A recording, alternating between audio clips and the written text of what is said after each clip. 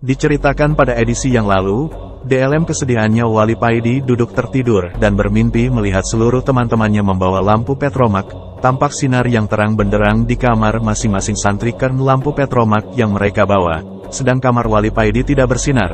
Wali Paidi menunduk. Dia merasa dirinya kotor dan TDK berguna. Ya Allah, aku pasrahkan diriku padamu. Aku ridho dengan ketentuanmu kepadaku. Lalu tiba-tiba ada sinar yang lebih terang keluar dari dalam kamar Wali Paidi. Sinar itu begitu terangnya sehingga sinar-sinar yang keluar dari kamar santri yang lain seakan meredup. Wali Paidi melihat tangan yang begitu halus memegang lampu petromak keluar dari kamarnya. Ketika berada di hadapannya Wali Paidi mendongak ke atas. Wali Paidi begitu terharu melihat yang membawa lampu tersebut. Anta Misbahus Suduri, ya Rasulullah, Anta Misbahus Suduri, jerit Wali Paidi. Dilihatnya Rasulullah tersenyum kepadanya.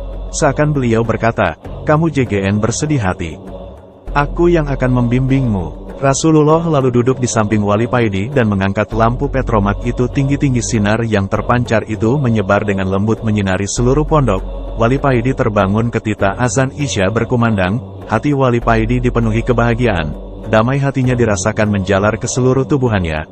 Tubuhannya menjadi segar dan ringan.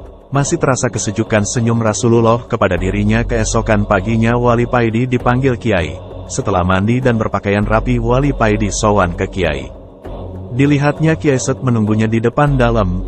Di depannya ada meja bulat dari kayu jati. Di atasnya ada 2 sengkir kopi, dan ada 2 bungkus rokok gudang garam hijau dan Ji Samsu. Kiai mempersilahkan Wali Paidi duduk diminum kopinya. Ucap Kiai inggih. Jawab Wali Paidi. Kiai lalu mengambil rokok gudang garamnya dan menyalakannya. Semenit kemudian asap rokok dan kopi mengepul di sekeliling mereka. Itu Ji Samsu, rokokmu dinyalakan aja, perintah Kiai. Tapi bukan aku yang mengajarkan hal itu. Kelak gurumu dari Tulungagung yang mengajarkan hal itu kepadamu. Wali Paidi mengangguk. Walau kiainya ini terang-terangan mengatakan kalau kedudukannya kelak akan lebih tinggi. Di hadapan kiainya ini Wali Paidi semakin hormat.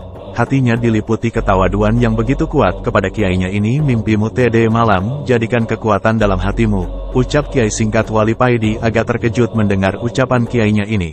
Ternyata Kiai mengetahui mimpiku TD malam batin Wali Paidi. Dan ciri orang ahli hikmah, Kiai berhenti.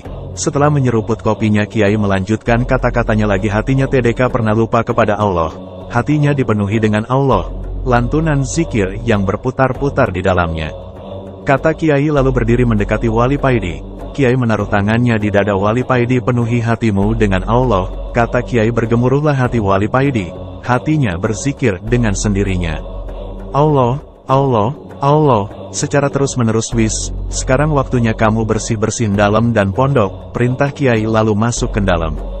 Wali Paidi berdiri dan beranjak dari dalam menuju ke kamarnya, mengambil sapu lidi lalu mulai menyapu halaman pondok, dan menata sandal para santri yang berserakan di depan kamar. Hati Wali Paidi terus berzikir. Kadang suara sapunya ketika digerakkan ke tanah berbunyi seakan ikut berzikir mengiringi zikir Wali Paidi. Suruh dia minta maaf kepada Paidi. Dan jangan diulangi lagi kekurang ajaran kepada Paidi. Kalau diulangi lagi bisa hilang hafalannya secara permanen, kata Kiai. Jawaban Kiai ini dilaporkan kepada santri yang hafiz tersebut. Dan dengan menangis santri ini minta maaf kepada Wali Paidi. Wali Paidi kaget ketika ada santri yang menangis kepadanya dan minta dimaafkan kesalahannya. Wali Paidi dengan hormat berkata, salah nopo Gus? Boten wonten sing salah. Salah apa Gus? TDK ada yang salah. Santri ini tetap saja menangis di hadapan Wali Paidi. Inggi saya maafkan, kata Wali Paidi, walau TDK mengerti apa permasalahan yang terjadi. Dan atas kehendak Allah hafalan santri tersebut berangsur-angsur kembali lagi. Memang benar kata Allah, barang siapa memusuhi waliku, aku mengumumkan perang dengannya. Begitulah yang terjadi THDP santri yang hafiz ini.